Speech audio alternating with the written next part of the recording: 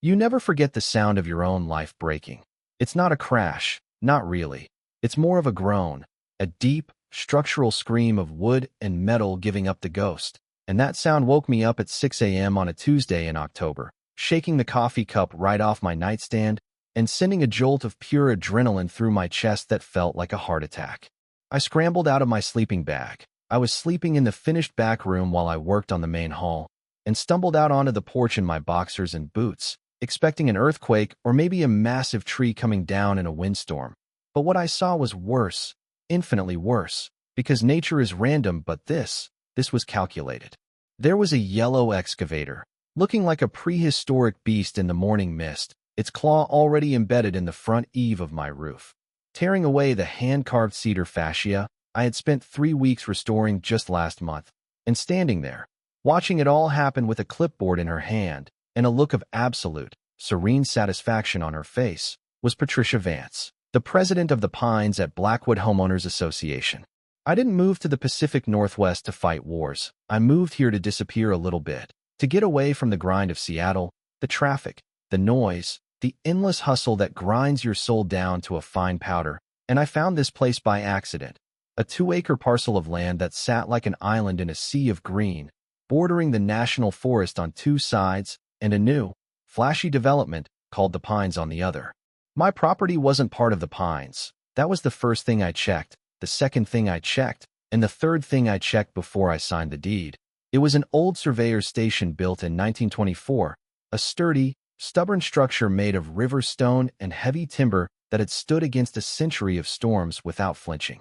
It was a wreck when I bought it. The roof was leaking, the floors were rotted, and the windows were gone. But the bones were good, they were honest, and for 18 months, I had poured every dime I had and every ounce of sweat I could produce into bringing it back to life, stripping away the decay to reveal the history underneath, treating it not just as a house, but as a living thing that deserved to be saved.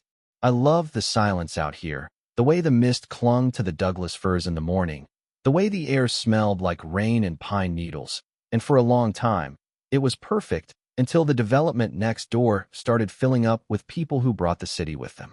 Patricia Vance, or Patty as she insisted on being called, was the queen bee of that hive, a woman who treated the neighborhood bylaws like holy scripture and viewed anything outside her aesthetic control as a personal insult.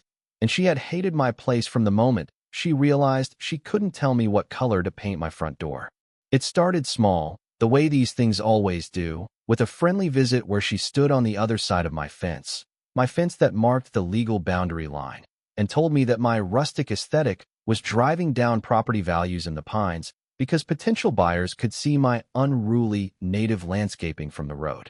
I told her, politely enough, that I didn't live in the Pines, that my property was grandfathered in from a deed written before her development was even a gleam in a developer's eye, and that I liked my native ferns just fine. Thank you very much. She smiled that tight, bless your heart smile that never reaches the eyes and said, well, we all want to be good neighbors, don't we, Elias? It would be a shame if things got complicated. I didn't know then that complicated was code for I'm going to ruin you. So I just went back to sanding my floors and forgot about her. Or tried to. But then the letters started coming. Official-looking notices taped to my gate citing me for everything from visual nuisance to unauthorized stockpiling of building materials. All on the Pines HOA letterhead, and every time I got one, I'd walk it over to her mailbox with a copy of my property survey highlighted in neon yellow, reminding her that she had no jurisdiction here. It became a game, or so I thought. A petty little Cold War between a man who wanted to be left alone and a woman who couldn't stand the fact that she couldn't control him. But looking back, I realized I was playing checkers while she was playing a rigged game of Russian roulette. The escalation happened fast, drones hovering over my yard, noise complaints filed with the county every time I used a table saw. And then, a week before the excavator showed up, I got a letter that looked different. It wasn't on HOA letterhead. It was on thick, government stock paper, claiming to be from the Regional Department of Slope Stability and Safety. It was a terrifying document, filled with jargon about soil liquefaction, imminent structural failure, and emergency remediation required, stating that my foundation was slipping and that the house posed a catastrophic danger to the downhill properties, meaning the Pines, and that if I didn't take immediate action, the county would intervene. I panicked, naturally, and drove straight to the county engineer's office the next morning, my stomach in knots, waiting for 3 hours to speak to a guy named Miller, a tired-looking bureaucrat with coffee stains on his tie, who looked at the letter, frowned, flipped it over, and then looked at me with confusion. "Mr. Thorne," Miller said, pushing his glasses up his nose. "This isn't our letterhead. We haven't used this logo since 2015. And this case number? It doesn't exist in our system. And furthermore, I inspected that ridge myself 6 months ago for the wildfire break. And that surveyor's station is built on solid bedrock. It's not going anywhere unless you hit it with a tactical nuke." He told me it was a forgery, a good one, but a forgery nonetheless, and advised me to file a police report, which I did, feeling a mix of relief and boiling anger, thinking that was the end of it, that I had caught them in a lie and they would back off, but I underestimated the sheer insanity of what I was dealing with. Which brings us back to that Tuesday morning, standing in my boxers in the freezing mist, watching the bucket of that excavator swing back for another hit, ripping a hole in the roof of the master bedroom I had just framed. I screamed. I really screamed. A raw, animal noise that I didn't know I was capable of making, and I sprinted toward the machine, waving my arms, but the operator, a guy with a thick beard and dead eyes, didn't even look at me. He just kept working the levers like he was digging a ditch. There were police there, 2 deputies standing by their cruisers with their arms crossed, looking uncomfortable but not intervening, and I ran up to the older one, a guy named Deputy Henderson, shouting, "You have to stop this. That is my house. They are destroying my house." Henderson held up a hand, stopping me from getting closer to the machinery, and said, "Sir, you need to calm down. This is a court-ordered emergency abatement. We're just here to keep the peace and ensure the crew can work safely." "There is no court order," I yelled, my voice cracking. "I was at the county yesterday. That letter is a fake. This is private property, and they are trespassing." That's when Patty Vance stepped forward, looking like she was attending a garden party in her crisp raincoat, and she handed Henderson a thick binder, saying in that smooth, practiced voice, "Officer, Mr. Thorne is understandably upset, but as you can see in the documentation, the emergency order was signed by Judge Calloway late last afternoon due to the immediate risk of landslide caused by the heavy rains forecast for this week. We're doing this to save lives." Henderson looked at the paperwork, then at me, then back at the house which was currently being disemboweled, the stone chimney crumbling as the excavator shoved it sideways, and he shrugged, saying, "It looks official to me. Sir, you'll have to take it up with the court later, but right now, you need to step back or I'll have to detain you for interfering with a safety operation." I stood there, freezing, shaking, watching my life turn to rubble, watching the stained glass window I had salvaged from a church in Portland shatter into a million colored diamonds on the muddy ground, watching the oak front door splinter like a matchstick, and the whole time, Patty Vance just watched me, a small, victorious smile playing on her lips, and I pulled out my phone, my hands trembling so hard I almost dropped it, and I hit record. I recorded everything. The destruction, the deputies refusing to look at the paperwork closely, Patty's smug face, the lack of any actual county inspectors on site, and then I called my lawyer, Sam Reynolds, a man who had represented me in the purchase and who was known for having a temper shorter than a fuse on a stick of dynamite. Sam told me to shut up, stay back, and film, and by the time he got there an hour later, it was done. My home, my sanctuary, the place I had poured my soul into, was a pile of wet timber and broken stone, a scar on the land, and the excavator was being loaded back onto a flatbed while Patty Vance drove away in her white SUV without a backward glance. The silence that followed was heavy, heavier than the noise had been, a suffocating blanket of loss that settled over me as I stood in the wreckage, picking up a piece of the mantle I had sanded by hand, feeling the grain under my thumb, and realizing that they hadn't just destroyed a building. They had violated a fundamental belief I had about the world, that if you mind your own business and follow the rules, you're safe.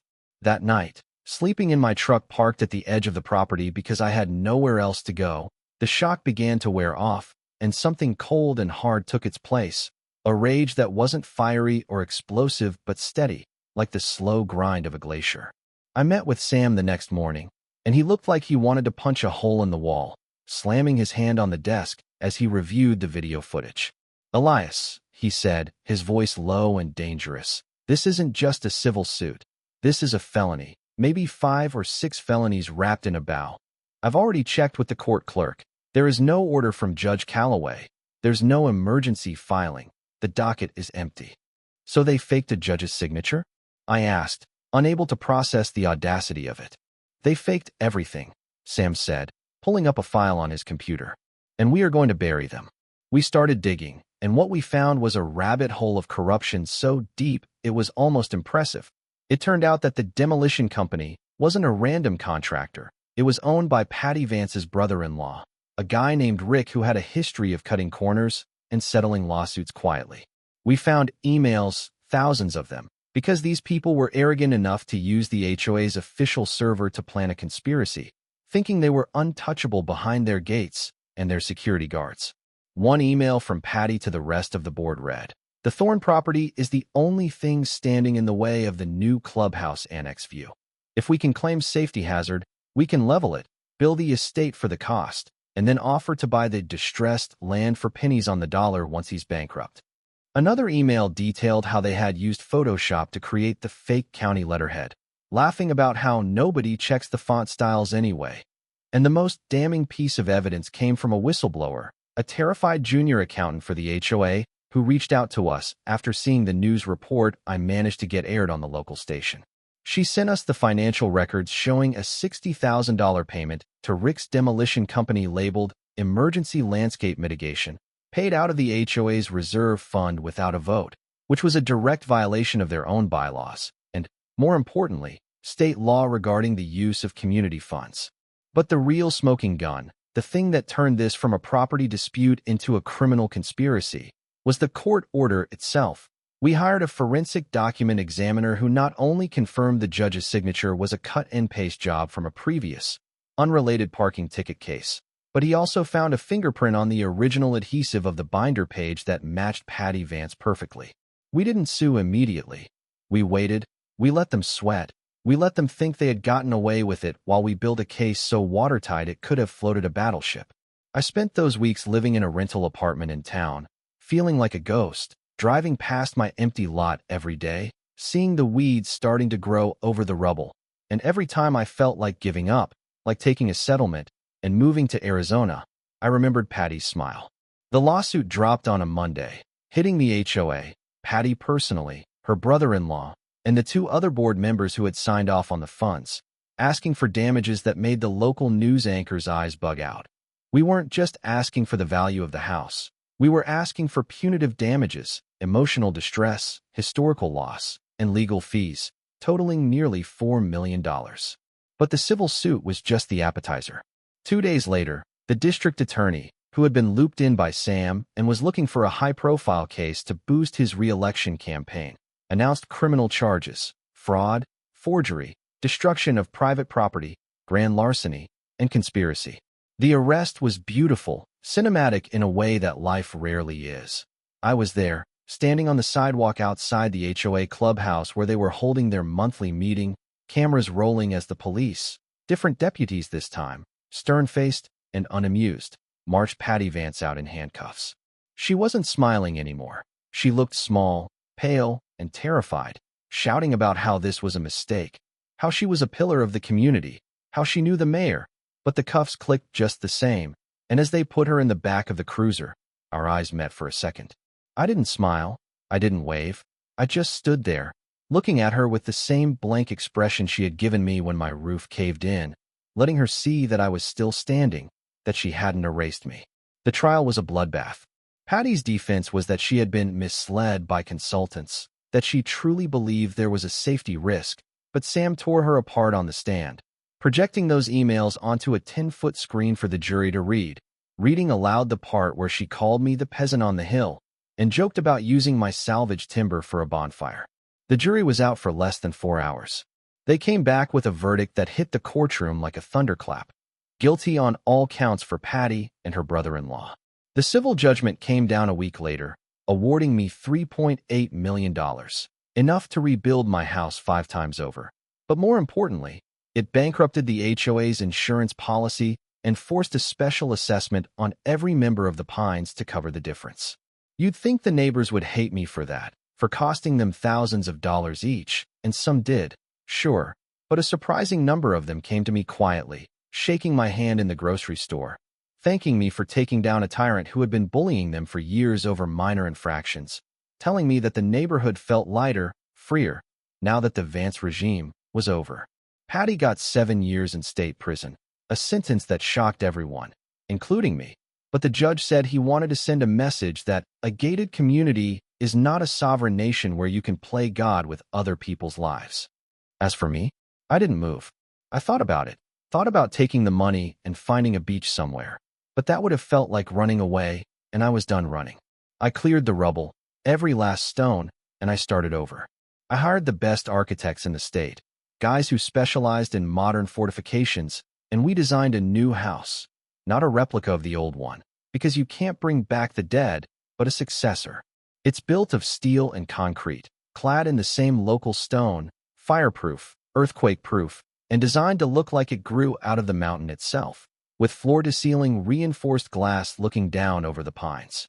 It took 2 years to build, and during that time, I met someone, a landscape architect named Elena who had read about my case and wrote to me, offering to help restore the native gardens that the heavy machinery had destroyed. We fell in love over blueprints and planting schedules, finding a shared rhythm in the quiet work of rebuilding. And by the time the house was finished, it wasn't just my fortress anymore, it was our home. I'm sitting on the deck right now, watching the sun go down over the valley, and I can see the lights coming on in the houses down below in the Pines. It's peaceful. The HOA is still there, but it's different now. It's toothless, run by a rotating committee of bored dads who just want to make sure the pool stays clean and nobody bothers me. Sometimes, though, when the wind blows through the fir trees just right, I can still hear the phantom sound of that excavator, the crunch of wood, and I feel that old anger flare up, hot and sharp, but it passes quickly now. I have a framed photo in my office, not of the house, but of the plaque I put on the new stone gate at the entrance to my driveway. It doesn't say private property. It doesn't say no trespassing. It says, the Thorn Residence. EST 1924. Rebuilt 2026. Paid for by the arrogance of others. It's a little petty, I know, maybe even a little bitter, but every time I drive past it, I remember that justice isn't something that just happens. It's something you have to hammer out, piece by piece, like building a house. And sometimes you have to burn the whole world down just to protect the one small corner of it that belongs to you. So, here's my question to you folks listening. Was I right to take it that far? Should I have just taken a settlement and walked away to save the neighborhood the cost and the drama? Or was it worth destroying a woman's life and bankrupting a community to make a point about ownership? Because looking at my new view, knowing Patty is sitting in a cell somewhere wearing an orange jumpsuit instead of her beige raincoat, I know my answer. But I wonder, if you were standing in your boxers watching a bulldozer eat your front porch, what would you have done? Let me know in the comments, and don't forget to like and subscribe for more stories about the little guy fighting back, because trust me, there's always another fight coming. Stay safe out there, and check your property lines.